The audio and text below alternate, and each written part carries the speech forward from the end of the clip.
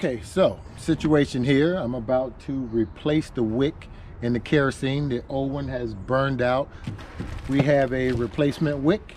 So I also have some fine steel wool so that the center heat core, I'm also going to run the steel wool on it to get the carbon off of it as well.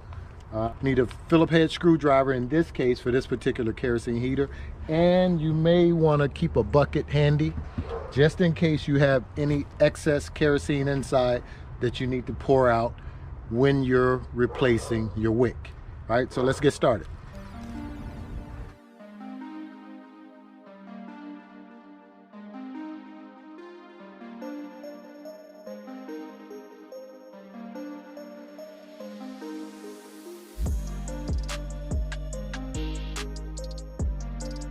Now, as you can see, you can just take the 2 screws off if you just want now.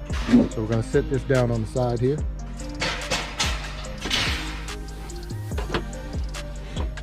Want to remove this here. Just pull it off like that. Take your cap off here. All right. Take this off. Place it to the side. Now, you want to remove your wing nuts. You have 1, 2, 3, and 4. 4 wing nuts. You might want to take them off. Now you may or may not need a pair of pliers. For the most part, you should be able to loosen them up by hand.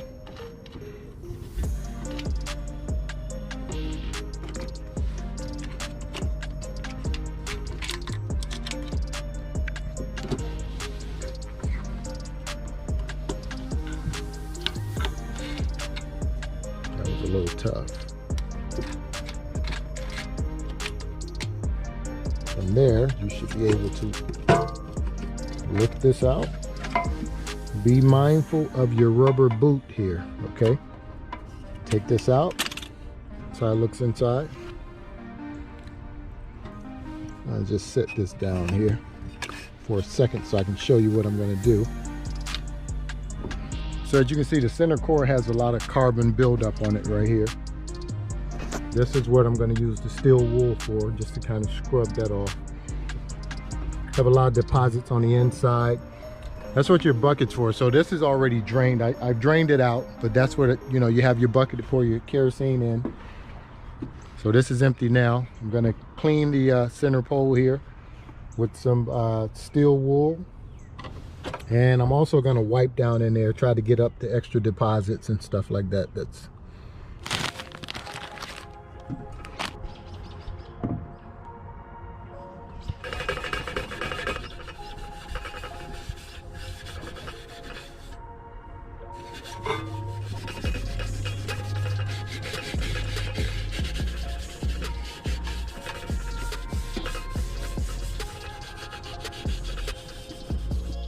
So now I will let you take a look at the heater core after I applied the steel wool to it. So I didn't get all the carbon off, but as you can see, I got most of it off. So now it's pretty clear now. Should get a cleaner burn without all the excess carbon on it. So now we have that. And of course you got to be careful with the steel wool because there's fine pieces that come off the steel wool.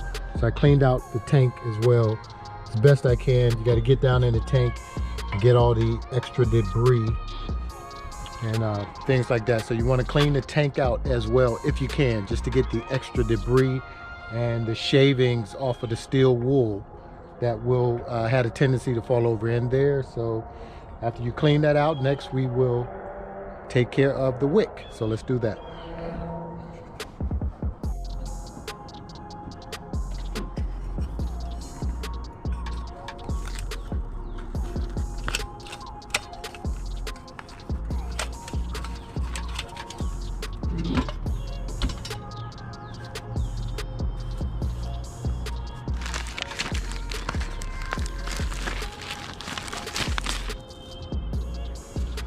So you can see all the difference in the carbon buildup from the old one, which a lot of times will slow the burn as the kerosene will not seep through properly. So that carbon's hard there, it's hardened up.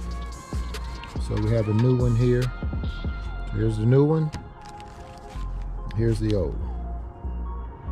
We're going to clean this out as well. Just try to get some of the carbon buildup out of there as well. Going to run the steel wool pad in there a little bit, and then we will replace the new one.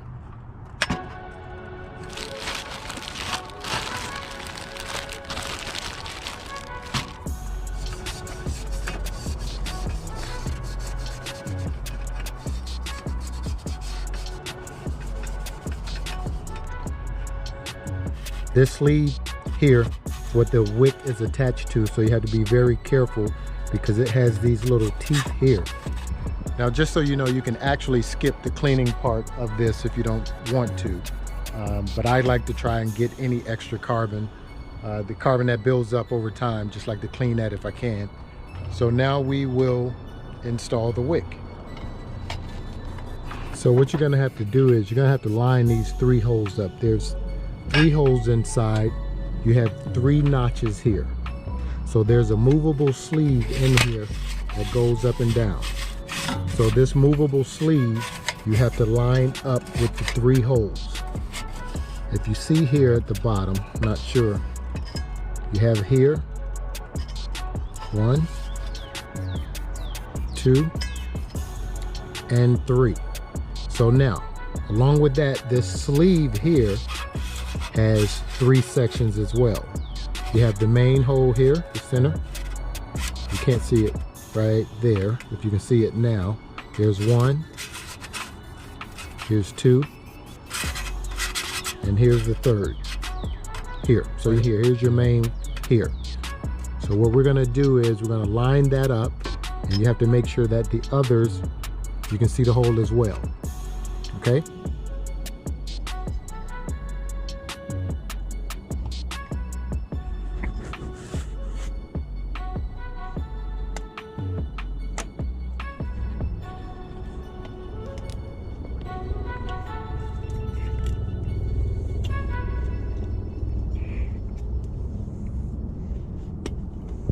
Okay, so now I think the toughest part is going to be putting the wick in, because you have to line the holes up, and then you have to get the teeth to catch on the wick and make sure that all 3 of them are in there, and you have to even it out. Make sure you go through and check all the walls on it, make sure everything's attached.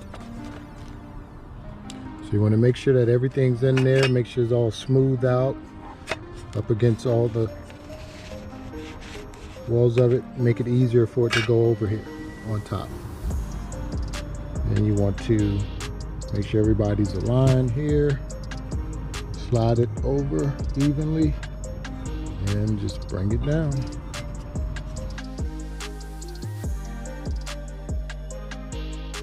Seal it down like that.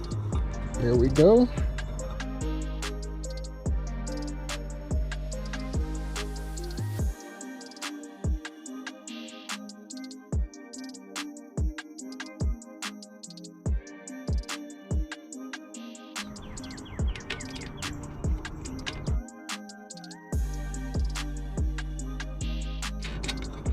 Make sure those are nice and tight, but turn these tight.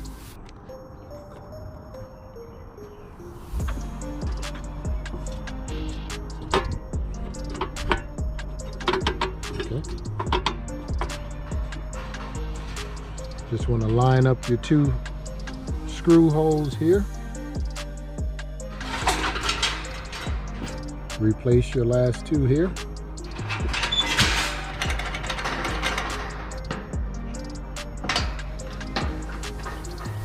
Replace your cap. Okay, so that's it. You're all set. Now here's the thing. When you fill this up with your kerosene, let the wick soak for about 2 hours before you light it. That way it has plenty of time to soak up to the top. But once you pour the kerosene in, do not light it immediately, as it takes a while for the wick to become completely soaked. So give it 2 hours after you fill the tank. In case you would like to clean the entire casing on it and you want to take it out of the cage, there are 2 screws at the top that you have to remove. So you have a screw here that you have to remove, as well as one over on the other side. So you take these two off.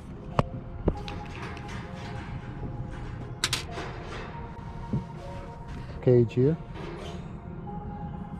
So after you take the screws off the top, what you want to do is you want to remove one side. They're each hinged on here. You have a hinge here, one down here. So you're going to remove each side first. Pull this one out, take the one off. Take this one out first at the bottom here, and then lift this one here up. That's one side. That's at the top. Take that off. Come over here. Take this out, lift that up.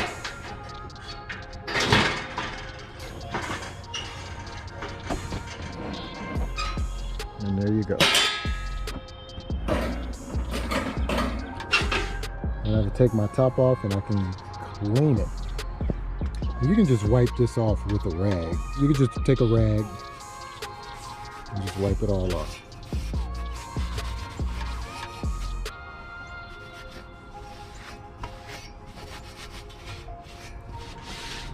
Okay, so that's it. The wick has been replaced in the kerosene. I'm going to fill it up, give it a couple of hours, let it get fully saturated.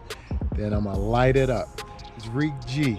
Until next time, you take care of yourself and be safe. Peace.